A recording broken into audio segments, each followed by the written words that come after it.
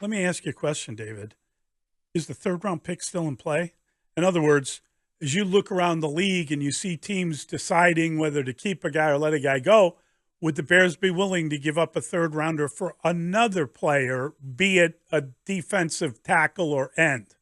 Well, I think you're referring to possibly Hassan Reddick. I don't think that they would go in that direction because I do think the investment in Reddick would be too significant, and you wouldn't want to eat up that much of your cap space on the same position. You'd have Montez Sweat on one side, Hassan Reddick on the other, and certainly from a defensive standpoint, that would be fear. That would be a fearsome foursome. But I don't think you're going to do that to your salary cap right now. Is the third round pick still in play? That's a really good question.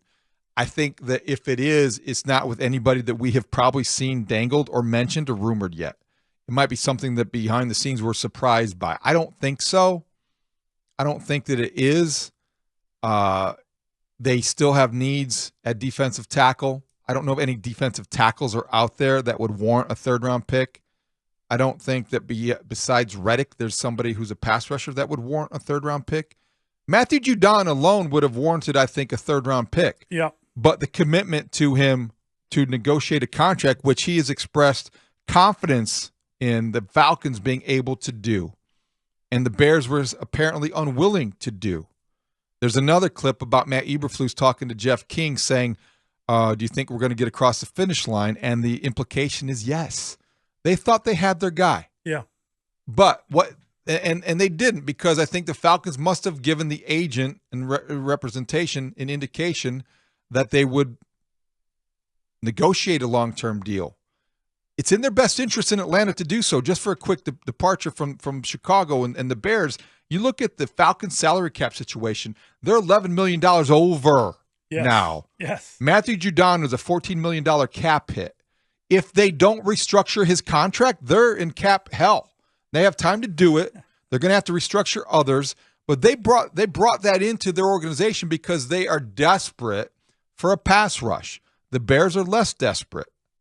So I think that explains why the deal wasn't done.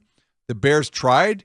You give Ryan Poles credit for trying and explaining it to his president, Kevin Warren, there.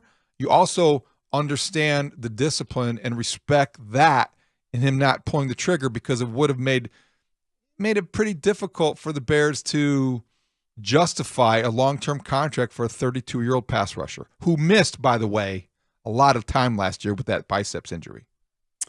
We should let you know that the Bears training camp coverage is presented by ChevyDriveChicago.com and the number one draft pick, Chevy Silverado, the official truck partner of the Chicago Bears.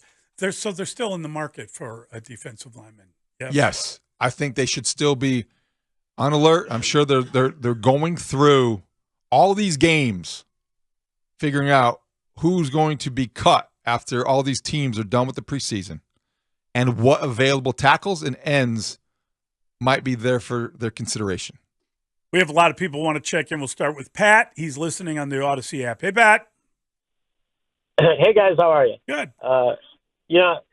I think that the passing on the Judon trade or not getting it done is probably a good endorsement for what Poles has been able to do in terms of changing his strategy and building a 53-man roster. He doesn't have to reach. He reached for Claypool. Fortunately, he reached for Montez, and it worked out. But now he looks at it from what I read, and he said, well, do I want a 32-year-old guy who I can't sign, or do I look at a third-round draft pick and look at draft capital?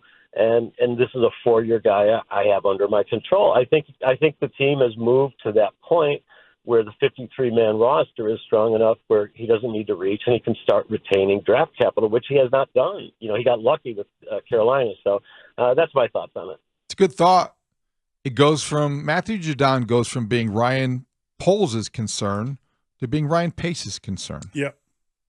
Because Ryan Pace just got promoted there. Yeah, he's now the director of personnel.